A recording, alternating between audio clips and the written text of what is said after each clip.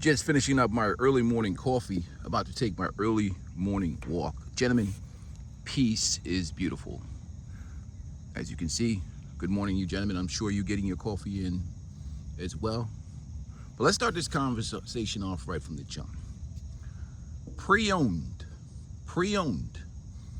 is such a powerful motivator in life. And men's hormones is the thing that plays the tricks on our mind.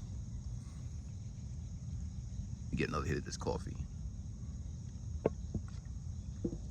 A lot of irrational thoughts getting our mind, a lot of rationalization, a lot of forgetting, a lot of erasing, and some you could say delusion goes into the minds of men, especially the ones that have had experiences where they sometimes remember the good and erase the bad, which is good. It's normal healing because men heal because we have to deal with our problems.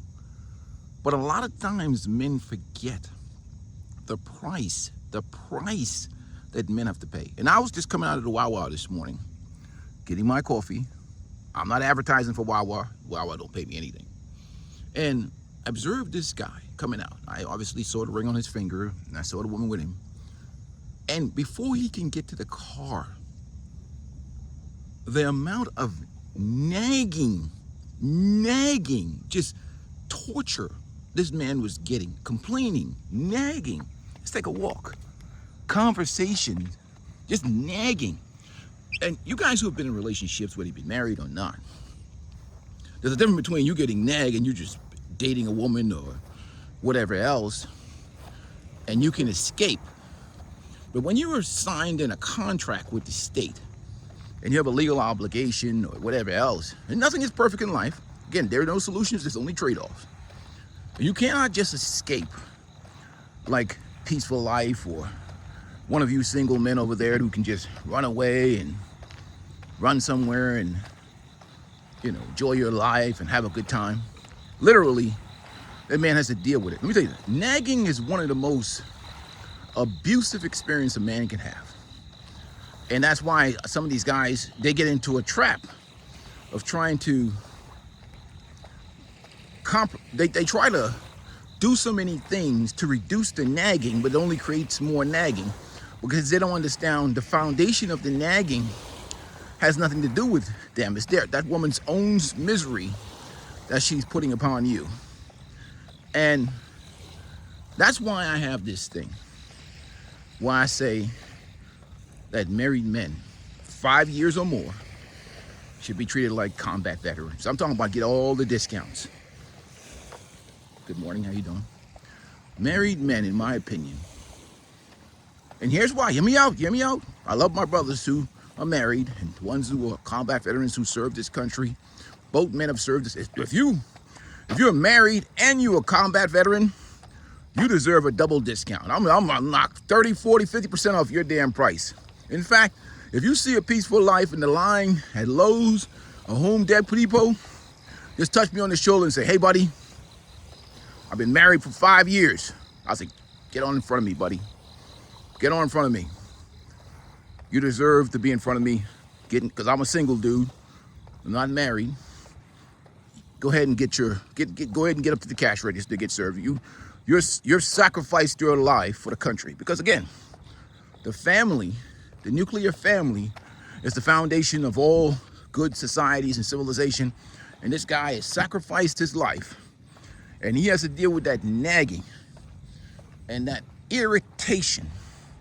Because what happens inevitably in most relationships in the distance after the honeymoon phase is over, unless you are that guy, that anecdotal guy who has the unicorn, we're not talking about you. Salute to you, my brother. Successfully married. Salute to you. We appreciate this. Again, this channel is not an anti-relationship channel. I am pro-peace, anti-torture. But sometimes I have to remind these single men that their hormones is playing tricks on them. That temporary itch that you need scratched is only a memory. Go get it scratched and go on about your life. If you think you're going to see, what he sees is this. He sees you with a woman and he's thinking to himself, It'd be nice to have a woman next to me. I could just roll over and get me some of that pre-owned. But he doesn't realize that balloons don't fly without air in them. And that air takes a certain level of psychological, mental peace and concentration and focus, and not irritating. If a man is irritated over and over again, the last thing on his mind is pre-owned. The first thing on his mind is escape. That's why you see so many dudes sitting in the park at 6 o'clock in the evening and 7 o'clock. You know, the park is from dawn till dusk. And he's like waiting, hoping the sun doesn't go down so he has to go home. And he's got that 1,000-yard stare in his eyes. Oh yeah, he's right in proximity. Proximity doesn't mean respectful access. Respect and dignity. That means that man has his needs met with a level of respect and dignity, passion, maybe even some initiation from that woman. And we know after a while, you can forget about that for a lot of guys. So they're doing time. You can tell the cortisol level is built up. It's built up in the stomach, it's built up in the body. Probably getting to the point where we're getting some, hey, good morning, how you doing? Some fatty liver, some issues with medical health and whatever because of the stress. But most of it becomes about the nagging. And we're talking about the things, whatever you enjoy. Let's say, for instance, you know, and a lot of guys get this misunderstood. Sometimes when a woman's giving you a hard time about sex, or you like fixing cars, or you like riding your bike, or you like doing, it's because those are the things that make you happy. And if it makes you happy, and it's not about serving her and worshiping her, oftentimes, not all women, there's some good women that are not like that, but oftentimes, because it makes you happy, and for them, when you're extremely happy, it means that they have no control over you. And they don't have the power, they want you on that emotional roller coaster. I mean, you don't want to be too happy. I mean, I don't know why they're like that, but there's a whole lot of psychological reasons for it. But if you like fixing cars, what? You out fixing that car again? It's about to rain. The rain's coming down. And why you always out there, that car? You know, I wish you paid me that attention that you pay that car, you know? Or if you want to have sex or enjoy sex, well, how come we just can't hold each other? How come we just can't hug? You always want to penetrate me and have sex with me. Why does every time we hug turn into sex? Some type of shit. You think I'm a piece of meat? Oh, we need to be doing more things. Oh, we need to make it more interesting. All to the point, or after a guy's been nagged all day long about shit, or she comes home and she's bringing other people's problems to your table. Like, what the hell? I don't give a damn about your cousin, you know, Jim Bob or Mook Mook or whatever fucking problems, other people's problems to your table. Like, yo, I'm busy taking care of my own damn problems. I'm not interested in your problems. And it gets to the point where it wears you down. And it wears it down. You see it in this waistline, you can see the cortisol level going up. You can see the stress hormones raising that dude. And a lot of people don't talk about that. Because men can't complain like women. Men have to live through those things.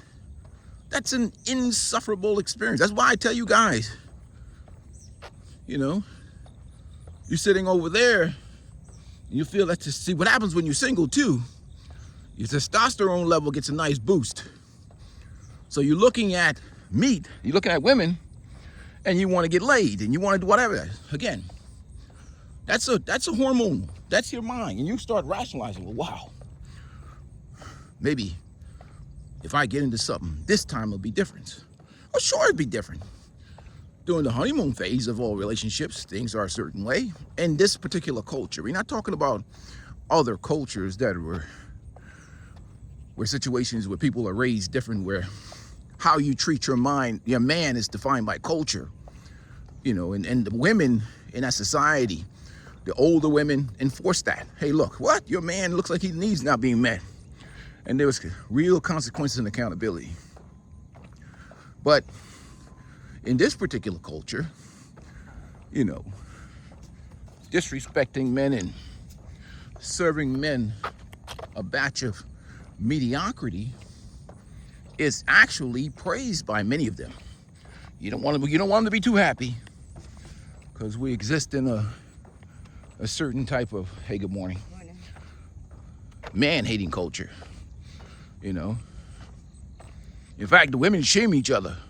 And for you ladies too, if you treat your man well and you take care of your man, you spoil him at home, don't tell your sisterhood that you do that. Because they're gonna say, shoot, he's still gonna leave you and go with another woman, all that other kind of crap. Because they only care about hearing how much you punish your man. Because they hate men, the race of hate men. But moving right along, a lot of guys, again, loneliness is just horniness turned upside down. And you don't need to give away your whole life to scratch a temporary itch. And a lot of guys do that. And they sign up to this situation because they think it's going to be, what it is they think they're going to be in close proximity to that box. And they think they're going to be getting old box all the time. Man, some married dudes don't even want to touch that woman. You know? They don't even want to be bothered with her. Shoot, they go months. I think if you look at the percentages of how many times people have, basically, if you hate sex, go ahead and get married. You pretty much say you don't like sex no more. For the guys, you just don't like sex no more. Well, it is what it is. But that's a sacrifice. You know, especially if you're having kids and you're raising family, you're gonna have to pay a price. And that's why I think that married men should be treated like combat veterans. It's a sacrifice. You're sacrificing your life and your happiness and your peace to produce us kids and families and societies and people that work and, you know, take care of something. We need people. We can't just die off as a population. So these guys have sacrificed themselves. For you single dudes, or some of these dudes sitting around and, you know, going through their hormonal challenges and whatever else, thinking that they are missing something, I got some sad news for you. The only thing you missing is a damn life of irritation and aggravation. Man, it's relaxing out here in the morning, you know. Somebody has to pay the price for me to live this type of life, unfortunately. Look, and I salute my brothers. Peace is beautiful. Because what you see on the surface level is not what's happening beneath, you know. It's a process, it's a price. It's an experience that men have to go through in life to learn these things, you know. But you let people sell it a certain way, because again, I made these videos about if married men can tell single men the truth, this is what they would say. And a lot of them will say, you know, and maybe an anecdotal guy will come in here and disagree with me, but for the majority of dudes, they're just checked out and just going through the motions of obligations, duty, responsibility, especially if they have kids. One thing about men, good men, honorable men, they don't want nobody around their daughters and their sons. And oftentimes, many times, is you are locked in with the state financially. I'm telling you right now, I believe if you told half of the married dudes right now that I can give you get $5 million right now and you get to keep your kids if you walk away right now from this woman, half of these dudes would haul ass in a second. It wouldn't be even a second. They would just run because they've done the hard time. The thrill is gone. And now it's just duty and responsibility. But to get away from that irritation and that stress that comes with that situation, because in relationships today, it becomes a situation where it's all about her and what she needs and her wants and her wishes and what's good for her. And these are things that, you know,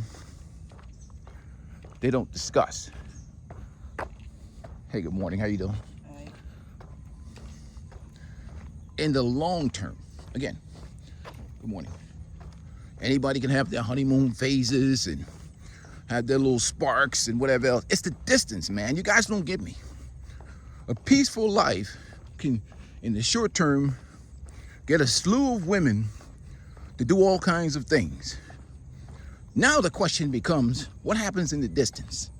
Year 2, year 3, year 4, when the culture itself says that this is what the expectations of men, for men to be. This is what the relationship. Then you add an element. Hey, good morning, how you doing, sir?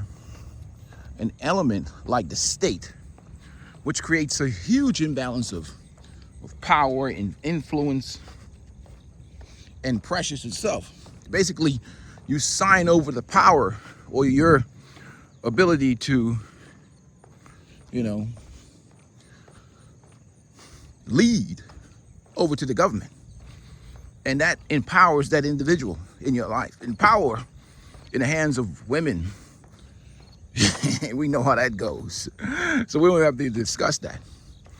But there's a whole lot of obligations and things that lock men in that limits their freedom, limits their power, and they become these individuals just doing whatever they have to do to maintain peace and harmony so that they can be there for their kids, or so that they cannot get financially ruined by the system, But more importantly, the loss of access to children. That's the greatest thing, because you're no longer there to protect your daughters and your son. That is a serious threat to men. Good morning. How you doing? You don't know what type of weirdos be coming around. These single moms bring these weirdos around the kids. Strange, bizarre men that don't protect these. No one's going to protect you. No one's going to protect your kids like you.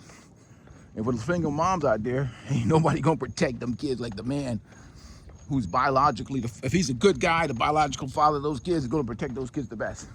He has the most vested in the success of his offspring. Period. It's just the way it is. But the guys have to make these decisions. It's a difficult decision. In the current modern society, modern structure, modern environment, we see the transition. And a lot of even guys who do dating and relationship content are starting to have to even admit that guys like CGA is right about his analysis of monetized dating and relationship. Because what the women talking right now? Purely about money. It's just straight out, all right, just pure prostitution, to be honest with you. Prostitution is prostitution. No matter how they define it, the only conversation is about money. Rarely do they talk about character. It's money. The missing ingredient is money, period. But the idea of looking out for a man, protecting a man's peace, and it used to be like a flex for women in the past to say, look at my husband. Look at the smile on his face. Look how good he's taken care of. Look at how I pour into him. Now it's a flex to talk about what a bitch my husband is. Look at who he bought me. Look at what he do for me. Look at the house he buy for me. Look at the car. Look at what a sucker simp he is. Look how he serves me and worships me. That's what a flex is now. It went from a flex of how good I take care of my man to a flex of, how much my man worships me. That is slavery. And that's what a lot of guys don't realize. The dynamics of modern relationship has switched from an equal exchange where that man is putting his life and his work, his resources, his energy, his time, his protection, and he's receiving some superb care and affection and love and sex. So everything else, that is switched. Whereas it becomes a one-sided thing. You have dudes working with a dude 16 hours a day in a shift, and his wife texts him, stay-at-home mom, to bring home some damn pizza. And I'm sitting in the car with him, and we're going for a ride, we're riding around, whatever. Hey, good morning, how you doing? I said to myself, he allowed it, he has to take accountability for it. What the hell is going on? You see? Because you don't see, you only see the surface. You don't see what's going on underneath the surface. and you think you're missing something. Don't let these dudes bullshit you, man. You looking at the surface of shit, and you're horny, and you think, well, that guy has pre-owned right next to him.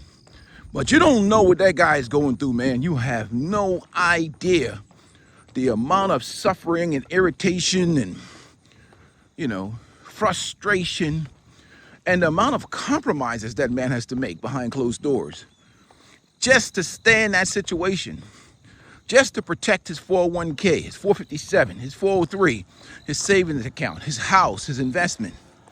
Good morning, brother. How you doing? His children. This dude is literally in protective mode because he's rationalizing his mind that it's cheaper to keep her. It's cheaper to, pander to her a little bit, play this bullshit game, or sit around with these cocks that are part of her friend circle now that he's a part of it, and to sit around and watch, spending time in company with males that are cucked, and you're just playing the game for money, guys, to protect your asset, and you're sitting around having conversations with cucked males, that can make you want to shoot some projectile vomit across the table and hit them in the face. That's how disgusting it is. Because some of these dudes simp so hard, man, and you're around people, oh, that's beautiful right there, that maybe are part of her life or whatever else, and you're seeing all this cucked reality around you, and you're like, man, shit. You're seeing a bunch of men that no longer have spines. They have completely compromised their whole life to be in proximity to pre-owned. You're like, oh, man, do we have to go to dinner with Robert and his wife again? Because Robert is an absolute cuck. And his wife is probably one of these empowered boss chicks or hardcore feminists, indoctrinated feminists. And she literally is so condescending to him.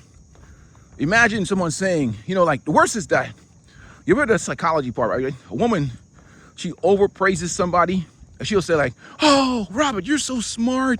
Oh my God, you're so smart. What she's really saying is you're a freaking moron and an idiot. And you watching her reverse diss him right in his face. And he's so stupid, he don't even think his wife is talking down to him like he's, manipulating him and shit. Because the thing about leadership, women, what the feminists and what these women, modern women have gotten to is giving men fake leadership. She'll say something like, give me an example. She'll say, okay, you're the leader. I like you to pick the restaurant. So you say, oh, wow, this woman really respects tradition. You see a surface level situation. Good morning. Because again, you'll see a surface level situation, right? You think, wow, this guy is really the leader of his house. His wife deferred to him to pick the restaurant and do things, whatever. Then he goes and picks a restaurant, right? And he said, well, we're going to go to, restaurant. And then she says, no, I don't want to go there. Then he gives 5 or 6 suggestions of a restaurant. And every one of these restaurants, she refuses. And she makes a complaint about it. And then finally he says the 6th restaurant. And she said, that one's okay. So the question is, if he's in charge, why didn't she picked the restaurant. He didn't pick the restaurant. It's an illusion of power. So that dude, that goofy, good morning,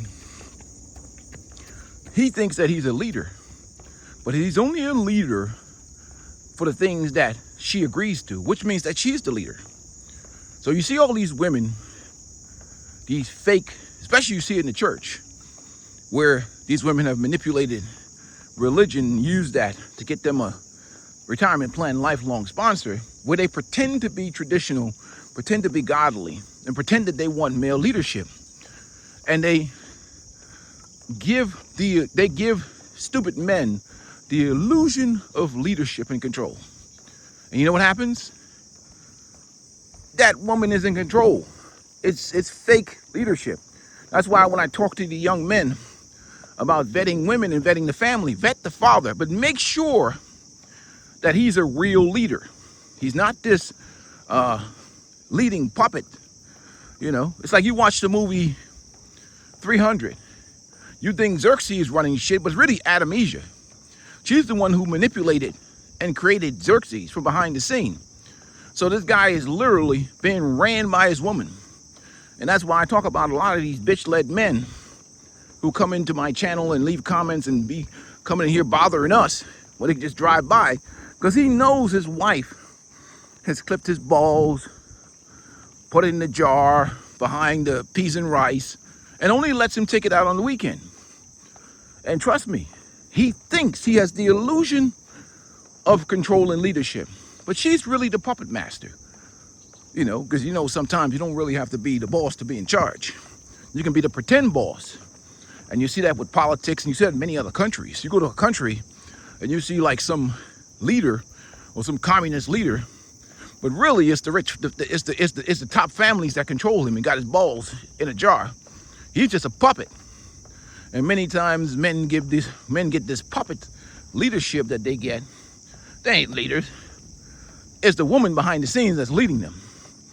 And they're just presenting an image of society. It's all, you know, when it comes crashing down, you see the divorce like the Marcellus Wiley and Steven Crowder and all these people, Steven Crowder and all the rest of these guys who get divorced.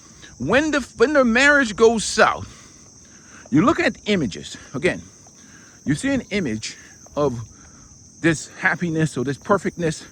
When you see people, married people that are smiling too happy and they selling this perfect images, 99% of the time, when they get divorced and they go through the court records, the amount of debauchery that goes on inside the relationship will shock you.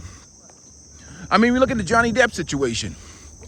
You're talking about somebody defecating in bed, all kinds of disgusting things. Disgusting habits. Hey, good morning, folks. When you open up the portal of what is going on in their lives, and the veil is removed, the veil of complete utter bullshit is removed, and you get into all the intricacies of their relationship, you'd be like, man, I saw the images on Facebook and Instagram, and I saw the vacation pictures, and I saw everything. They were the perfect couple. I can't believe they're getting a divorce. And you realize that it was all bullshit. It's all bullshit. Sold bullshit. And you discovered, holy crap, you were going through that, man? Or her, she was going through that? And you're like, damn, these people are professional liars. And that's why with my channel, you see, experience matters. They can call me all kinds of shit, but they'll never call me a liar. They'll call me a old bald-headed incel, Mr. Cooper, Gary Cooper looking dude, whatever. Failed at relationship, especially the anecdotal guy. It's the worst. That's the guy who finally got the woman who he couldn't get at 21. And now that she's ran through and left over. And you know, marriage in this society is the last stop on the sexual liberation highway. In his mind, he's getting access to pre-owned that he wouldn't have gotten in his youth. Because that's why I always tell these guys over here, you know, when I tell men to level up is for your ability to say no and have options and to retire early and live a good life. You can't be for no box. If you're leveling up to get access to pre-owned box, that means that you're a fool. Because you could just take a couple $100 out of your wallet and just buy it. I'm being honest with you. Imagine going through all that crap. Imagine, good morning, working your ass to death. Not to be free, not to be stable, not to be financially in a better situation, but to get some pre-owned box that guys like A Peaceful Life pounded out when those women were 18, 20, and 21. You know, and that's why I always tell you, like, that's why you watch, I think, what's his name, said it the best. A lot of Paul Elam, a lot of these red pill guys are blue pill baiters. Because if you're going to if you have to become almost a millionaire and walk around and drive expensive cars just to get access to some heavily, viciously, and vigorously pounded out pre-owned box that guys like A Peaceful Life got laying up in the dorm, you're still eating the leftovers. That's what these guys don't realize. That's why I don't flex on none of that shit. Because at the end of the day, you're still getting that guy who you say you're better than, you're getting his leftovers. If he was broke and he pounded out your wife and he was to walk past you with his pants down to his ankle or driving an old 89 Buick and you driving a Porsche, and he looks over at her and looks at you in his 89 Buick, and you driving your Porsche or your Mercedes or your Bentley, and he looks at you and he shakes his head at you, no matter how much money you have in this world, nothing is going to erase the hurt feelings of knowing that dude folded up your wife, pounded her from the back to side, probably flipped off the wall like the Matrix and landed on top of her and pounded her again. Nothing you could do. And nothing you could do. That man has access. You see? He had access. And your status don't mean shit. So if you leveling up to get pre-owned, there's something wrong with you. I find it funny. I find it hilarious. When I say, dude, I'm talking about early retirement, enjoying your hobbies, maybe you'll be able to buy that motorbike you want, that Harley. Me, I like my old trucks, especially my GMT 800 series. But these dudes, they drive. I'm like, what are you doing, man? You're still performing for pre-owned. No, if you wanna, well, that was a whole nother story. I'm all about being squared away.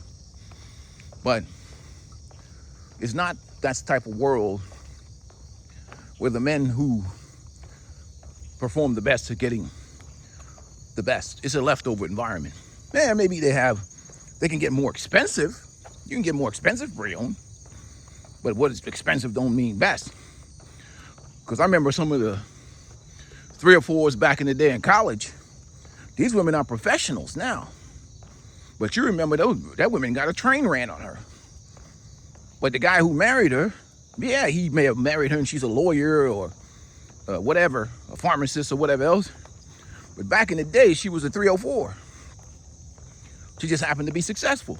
So what did that man get? He got the leftovers. So if you say, well, I have leveled up and I have married a woman that is a pharmacist. Yeah. But back in 1999, she was the dormitory relief vessel. And trust me, you're talking about a guy who was an athlete back in the day. There was some heavy pounding going on in them dorms. Shit, sometimes you'd be telling dudes, go to bed, man. Stop it, dude. Now you're going to get me yelled at in practice. You come in practice with your legs weak, missing layups and shit. Now I'm running suicides because of you. Yo, follow the 11 o'clock rule, man. At 11 o'clock, all that pounding needs to end. Take your ass to bed, dude. Didn't you even write that paper? But these same women I see trying to tell these guys about their high status and high value. Peaceful Life knows them. I have the vehicle history report in my back pocket. I'm like, yo, that woman used to be never mind. She used to service the team back in the day. Pledge fraternities and all that shit. Man, back in the day it was ruthless. That's why I look at these guys and go, well, nerds making content. Dudes that don't know nothing about real life out here, man. I can tell the dudes don't have any experience because they talk about theory so much. Theory. Man, all shit is tested in the field and under pressure and in the field. Anybody can create a product that's purely logical and theoretical, but most men fold under pressure out in the field, dealing with real life. Women deal with pressure, deal with stress, dealing with situation. And really the only way to build a certain level of bark around your skill as a man, and I'd hate to say it, man, is guys may have to be ran through too. You have to pound out a whole bunch of women and build a immunity to the manipulation and mind games of women play. I hate to say that. I don't want that to happen. I don't want it to happen to society because we don't want a society to crumble. But you have to build a bark on you where you're immune to the tricks and games that come because you have experience. I don't want to say that. Gentlemen, I really don't. But without that experience and immunity, it's easy for a man to be manipulated through his hormones. And I hate to say that. I hope I'm in this particular, I have to deal with the reality for what it is in this society that we live in, not what I think or what I feel or morally what I think is right or wrong. It's just that to survive this environment, a man has to have a certain level of immunity, and immunity that only comes from experience in life and, you know, experience with women, you know. And I know the religious people are going to come in and say this is that and this was that. Man, look at this religious guy's getting cooked out here, you know. His wife, he in church every day, every Wednesday and Sunday. And you remember that incident with the judge screaming? She probably sit next to her husband in church every Sunday. And guess what?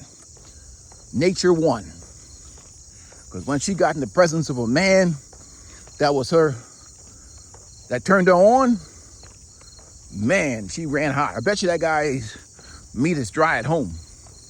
But man, when she met the man, when she was at work, and police commander that turned her on, he probably reminded her of them dorms from the past. Woo! You know, the animal instinct took over, and he folded her up in that. She had all that backed up, pent up sex that she wasn't giving her husband, and she gave it to him. She released herself because that's what she wanted. That's who she wants. A lot of times women marry men, and it's just a matter of security and provisions. They don't like that dude. And that's the problem with the culture. And I ain't knocking the ladies. Look at these dudes. Hey, watch these ducks start a fight with me. Don't be hissing at me. I always start with that. I love the ducks though. Watch this. Watch the hood. Be nice. All right. Yeah, man, she got with a man that she gotten old and had all them trains ran over in the door when she was in college and everything else like that. And she got that sucker simp. Or that dude, I'm not stop calling him dudes that. The dude that she wouldn't touch when she was 21. He's a safe bet to give her image, to give a house, a family, a safe look, the typical cookie cutter image that makes her look a certain way with a status in society. But really, that's a dry bedroom. Because the dude that she really wants, she already selected that dude in her 20s. For whatever reason, the relationship didn't work out. But it doesn't matter whether the relationship worked out or not. That is the dude that excites her. And he's in her mind. And all the times he folded her up and pounded her heavily, and she had those screaming orgasms, it is baked into her psychology. And every time she thinks about him, maybe she's, at night, she's looking at you, and she's saying to herself, shit, look at this dude I married. She wants more. She on Facebook looking at his pictures and, checking in on him and shit, seeing what it's like, wondering if he's still available. Don't let that dude be available and be in shape and doing well and be sexy and shit. She gonna say, hi, just checking in on you. That's when the bullshit starts. But that's what dudes are living, man. Anyhow, with that being said, man, I love this early morning walk.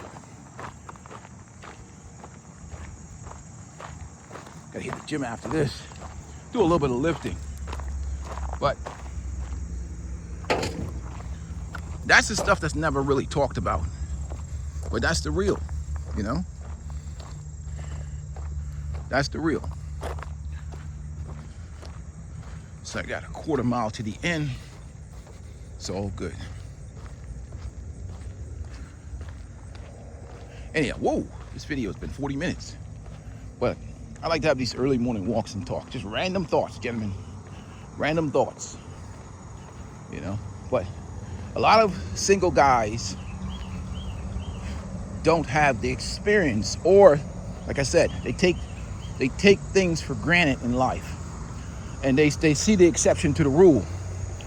You know, you see the 5% exception, and you think, well, maybe that could be me, but you don't understand that 95% of the dudes is doing hard time.